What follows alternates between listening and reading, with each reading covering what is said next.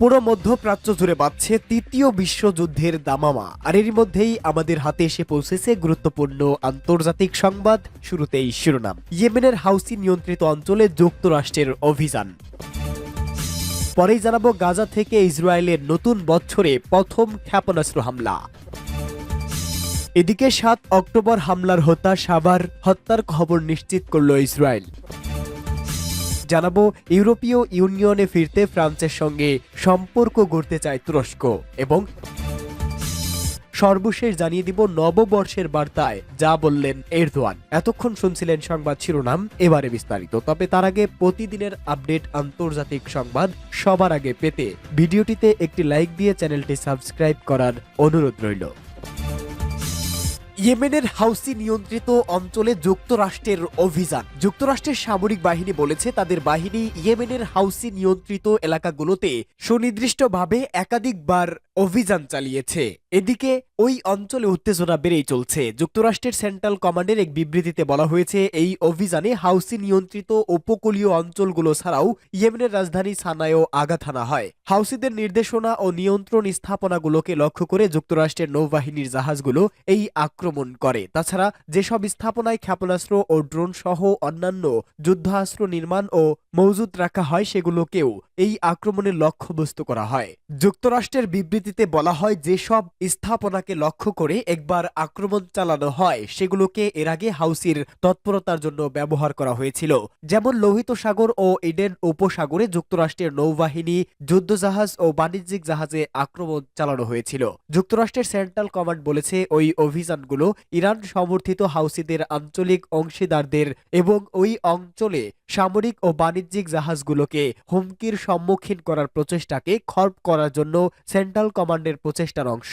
হাউসির একজন মুখপাত্র এই অভিযানকে একটি স্বাধীন রাষ্ট্রের সার্বভৌমত্বের নির্লজ্জ লঙ্ঘন ও ইসরায়েলের প্রতি নির্লজ্জ সমর্থন বলে অভিহিত করেছে। হাউসিরা ইসরায়েলকে লক্ষ্য করে একাধিক ক্ষেপণাস্ত্র আক্রমণ চালিয়েছে এবং লোহিত সাগর ও এডেন উপসাগরে জলযানগুলোর উপর ১ বছরের বেশি সময় ধরে ড্রোন ও ক্ষেপণাস্ত্র হামলা চালিয়ে এসেছে।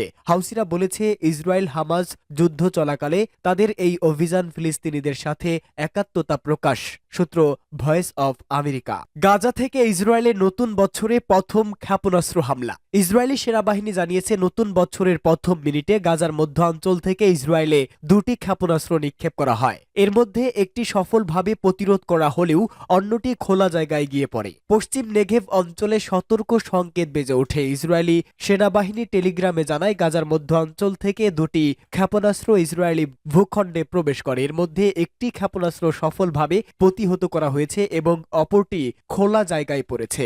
গত কয়েকদিন উত্তর গাজা থেকে নিক্ষিপ্ত বেশ কয়েকটি রকেট ইসরায়েলি প্রতিরক্ষা ব্যবস্থা প্রতিহত করেছে বলে সেনাবাহিনী জানিয়েছে। গত বছরের অক্টোবর থেকে ইসরায়েলের সামরিক অভিযান গাজার উত্তরে কেন্দ্রীভূত রয়েছে। ২০২৩ সালের ৭ অক্টোবর হামাসের নেতৃত্বে ইসরায়েলের উপর নজিরবিহীন হামলা চালায় হামাস বাহিনী। এ হামলায় ১২০৮ জনের প্রাণহানি ঘটে, যাদের বেশিরভাগই বেসামরিক নাগরিক। এর পাল্টা প্রতিক্রিয়ায় ইসরায়েলের সামরিক অভিযানে গাজায় এ পর্যন্ত ৪৫,৫০০ এর বেশি মানুষ নিহত হয়েছে। গাজা স্বাস্থ্য মন্ত্রণালয়ের তথ্য অনুযায়ী নিহতদের বেশিরভাগই বেসামরিক।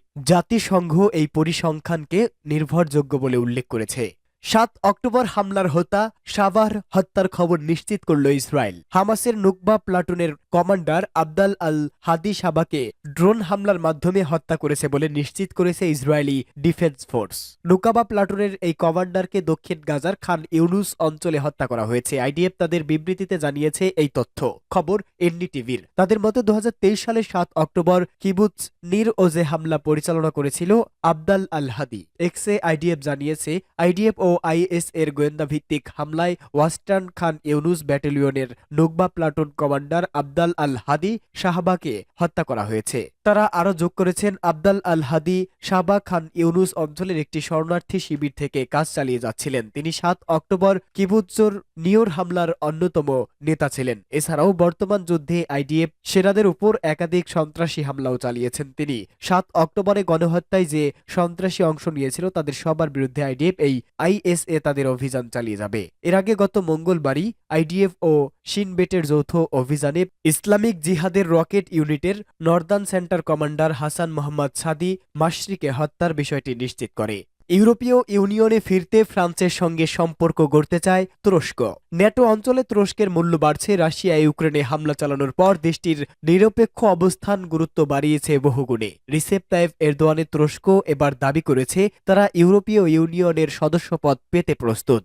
দেশটির পররাষ্ট্রমন্ত্রী হাকান ফিদান বিষয়টি নতুন করে সামনে এনেছে। তুরস্কে যাচ্ছে যত দ্রুত সম্ভব ইউরোপীয় এর সদস্যপদ পেতে। খবর ফ্রান্স 24 এর বরাতে আনাদুলু এজেন্সি। প্রতিবেদনে বলা হয়েছে 1999 সাল থেকে তুরস্ক আনুষ্ঠানিকভাবে যোগদানের স্বীকৃতি পেলেও আলোচনা 2 যুগ বন্ধ রয়েছে। 2016 সালে তুরস্কের ব্যর্থতা অভ্যুত্থানের পর আলোচনাও অনেকটা থেমে যায়। প্রায় 2 যুগ পেরিয়ে যাওয়ার পর নতুন করে আলোচনা সামনে আনতে চাচ্ছে তুরস্ক। সেই লক্ষ্যে দ্রুতই ইউরোপিয়ান কমিশনের প্রেসিডেন্ট উরসুলা ফন ডার লেয়েনকে তুরস্ক ঘুরে যেতে অনুরোধ করেছে প্রেসিডেন্ট এরদোয়ান। ফ্রেঞ্চ মিডিয়াকে হাকান ফিদান বলেন, আমাদের চাওয়া উচিত আমাদের এখানে আসুক। তুরস্কের প্রেসিডেন্ট এরদোয়ান ইচ্ছা দ্রুতই বিষয়টির সমাধান করতে চায়। নববর্ষের বার্তায় যা বললেন এরদোয়ান। তুরস্কের প্রেসিডেন্ট রিসেপ তাইপ এরদোয়ান নববর্ষের বার্তায় সিরিয়া ও ফিলিস্তিনের শান্তি প্রতিষ্ঠার প্রতিশ্রুতি দিয়েছে। তিনি বলেছেন, সিরিয়া ও ফিলিস্তিনের শান্তি, স্থিতিশীলতা এবং সমৃদ্ধির নতুন যুগ সৃষ্টিতে প্রয়োজনীয় সব ধরনের সহায়তা দেবে তুর্কি। 2024 সালের শেষ দিন অর্থাৎ গত মঙ্গলবার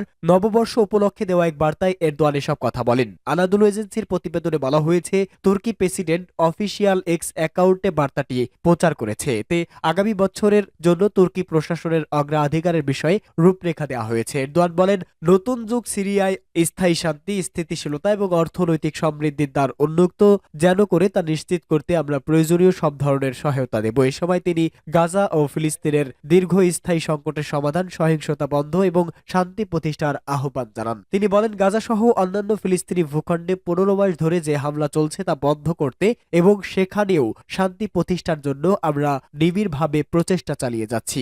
এছাড়া প্রেসিডেন্ট আঞ্চলিক পুনর্গঠন ও শান্তি বিনির্মাণে গুরুত্বপূর্ণ ভূমিকা পালনের জন্য তুর্কির অভিপ্রায় পুনর্ব্যক্ত করেছেন। প্রথমে অভ্যন্তরীণ ও আঞ্চলিক নিরাপত্তার কথা তুলে ধরে তিনি সন্ত্রাসবাদের বিরুদ্ধে লড়াইয়ে অটল থাকার প্রতিশ্রুতি দেন। তিনি বলেন, আসন্ন সময় আমরা সন্ত্রাসমুক্ত তুর্কি এবং সন্ত্রাসমুক্ত এদোত অঞ্চল চাই। আমাদের দৃষ্টিভঙ্গি বাস্তবায়নের জন্য দৃঢ় সংকল্পবদ্ধ। এজন্য প্রয়োজনীয় সব ধরনের পদক্ষেপ নেবে তুরস্ক। এরদোয়ান বলেন, তুরস্ক আশা করে তার দেশের উত্তরাঞ্চলেও 2025 সালে একটি নতুন যুগ শুরু হবে। আমাদের প্রতিবেশী রাশিয়া এবং ইউক্রেনের মধ্যে যুদ্ধটি একটি ন্যায্য শান্তি স্থাপনের মাধ্যমে শেষ হবে।